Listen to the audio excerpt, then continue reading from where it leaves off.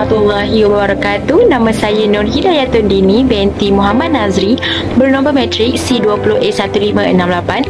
Hari ini saya akan membincangkan tentang pendekatan dan kepentingan pengurusan koleksi serta proses cara manual bagi pemeliharaan dan pemeliharaan pengurusan koleksi. Beralih kepada pengenalan, iaitu apabila membincangkan mengenai topik pengurusan, maka pengkaji perlulah membuat rumusan awal di mana pengurusan merupakan skop yang amat luas untuk dinilai dan diteliti dengan lebih lanjut.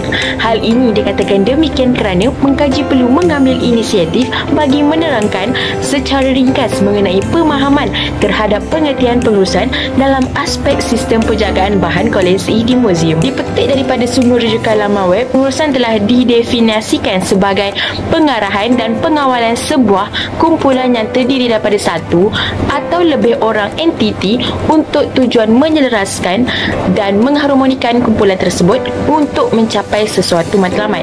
Ia telah merangkumi penggunaan sumber-sumber manusia, kewangan, teknologi serta sumber semula jadi. Seterusnya, beralih kepada definisi koleksi, iaitu koleksi telah didefinisikan sebagai penjagaan fizikal dan pendokumen koleksi dalam jangka masa yang tertentu. Tujuan utama bagi pengurusan koleksi ini adalah untuk memelihara atau memastikan koleksi itu sentiasa dijaga dengan baik dan menyampaikan maklumat supaya koleksi itu tidak dicerobohi, dicuri, dimusnahkan oleh pihak yang tidak bertanggungjawab. Beralih kepada isi yang kedua, iaitu pendekatan pengurusan koleksi. Pendekatan pengurusan koleksi telah terbahagi kepada beberapa bahagian, iaitu pinjaman, derma, hadiah serta kajian lapangan. Isi artifak di muzium adalah penting kepada institusi permuziuman. Hal ini demikian kerana ia merupakan sesuatu yang unik kerana koleksinya berbeza dari setiap yang ada di muzium. Pengurusan koleksi ini telah melibatkan pembangunan, penyimpanan dan pemeliharaan koleksi serta warisan budaya. Matlamat utama pengurusan koleksi ini adalah untuk memenuhi keperluan pengumpul individu atau institusi pengumpul kenyataan. Pengurusan merupakan satu tata cara di mana ia menguruskan atau mengawalkan sesuatu objek. Ia telah merangkumi aspek inventory, maklumat, pemeliharaan, pergerakan objek atau artifak, dokumentasi dan pameran. Pendekatan yang pertama adalah pendekatan melalui pinjaman. Proses pinjaman biasanya diperoleh daripada orang perseorangan, institusi atau organisasi awam dan swasta. Hal ini dikatakan demikian kerana ia telah dilakukan sempena mengadakan pameran atau tempoh pinjaman adalah dalam tempoh yang singkat. Ini berlaku sekiranya pihak muzium ingin mengadakan pameran khas ataupun sementara. Oleh itu, proses pinjaman bermula apabila sesuatu objek ataupun aktiviti yang dilakukan telah dikehendaki oleh artifak yang tiada dalam simpanan mereka dan berakhir dengan pemulangan kembali kepada tuannya. Setiap peminjam artifak akan diberi sijil penghargaan.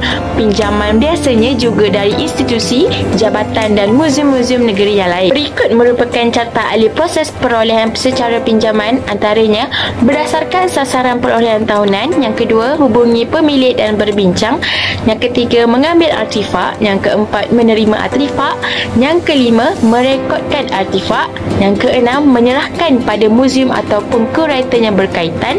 Seterusnya, guna, terima semula daripada muzium atau kurator berkaitan, hantar semula kepada pemilik dan beri surat sijil penghargaan dan akhir sekali tamat.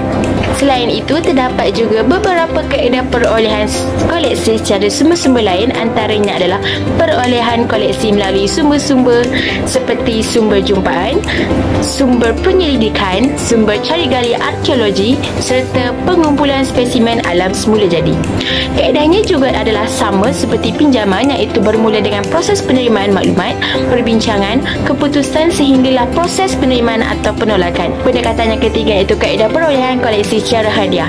Pemberian adalah terdiri daripada hadiah dari perseorangan, hadiah daripada pembekalan antik, hadiah daripada organisasi, institusi awam ataupun swasta, dan yang keempat daripada masyarakat yang kurang berpengetahuan dan kesedaran mengenai warisan.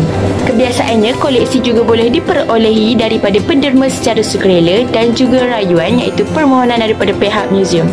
Selain itu, proses perolehan ini bukanlah mudah. Ianya bermula dengan tawaran dari mana-mana mana individu atau pihak, dan berakhir dengan penerimaan atau artifak tersebut dipulangkan kembali. Beralih kepada kepentingan pengurusan koleksi, di mana pengurusan koleksi ini adalah penting untuk membuat penilaian dan penelitian dari segi pengurusan dan penjagaan yang sempurna.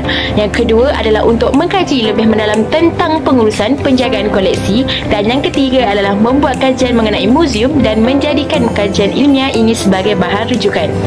Beralih kepada proses secara manual bagi pemeliharaan dan pemeliharaan pengurusan koleksi.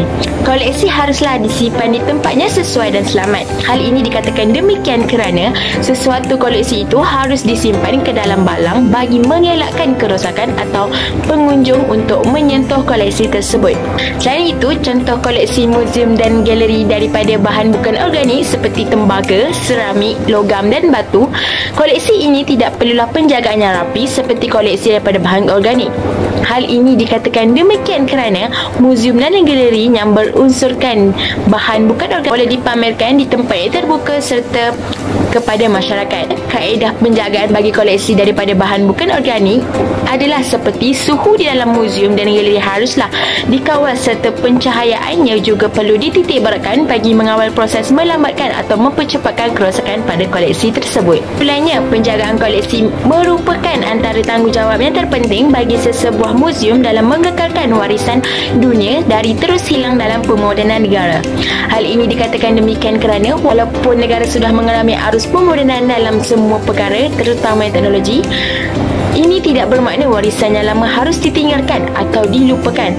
Warisan telah memberi pelbagai kepentingan terutamanya kepada pembangunan jati diri masyarakat dan ekonomi negaranya, iaitu melalui pelancongan. Sekian, wabillahi taufiq wal hidayah. Wassalamualaikum warahmatullahi wabarakatuh. Sekian, terima kasih.